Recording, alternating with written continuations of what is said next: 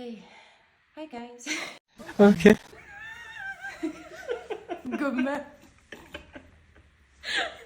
Okay. Tamam.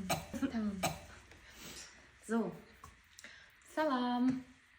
Salam dostlar. Men Lola. Benim Gül. Biz iki jora Germanya'da yaşayan, men yaşa aytmalı. Yaşımız. Kız valaysın. Nay.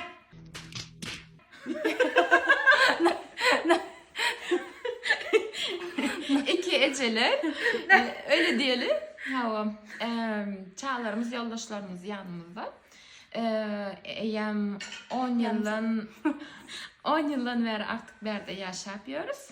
Benim 10 yıl 2013'te geldim. 2013'te geldim.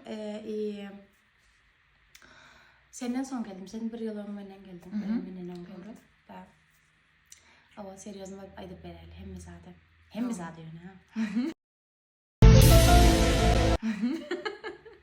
Biz hem iki jora.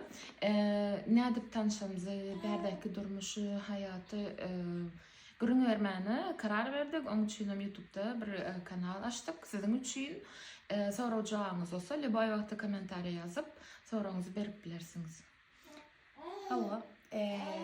Bizim hem öz durmuşumuzda ne edip bu yerlere gelenimizi, potom haysi maslahatlar verip bileceğimizi, Germanya'da ne edip gelip bilirsiniz, например, ne edip bu tayda öz yerinizi alıp bilirsiniz, şunları maslahatını vermene çalışırız, değil mi? Süper.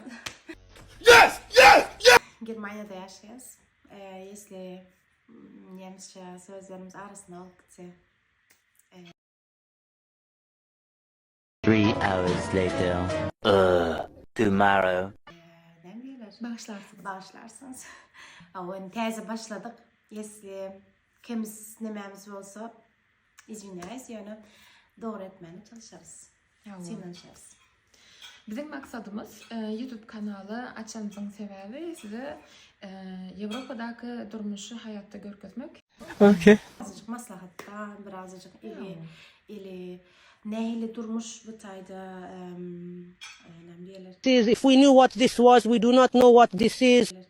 Germanya'nın durmuş kanunları ili gelmek, ne edip gelmek bu Germanya.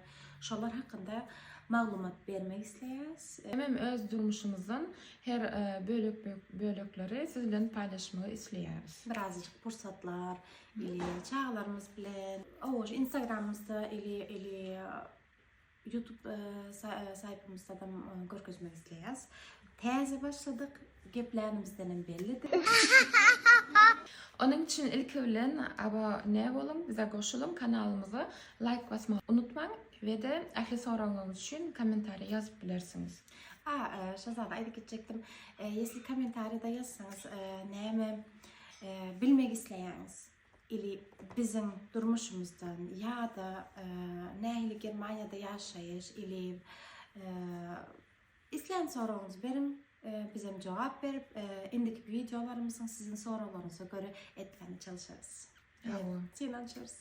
Tamam.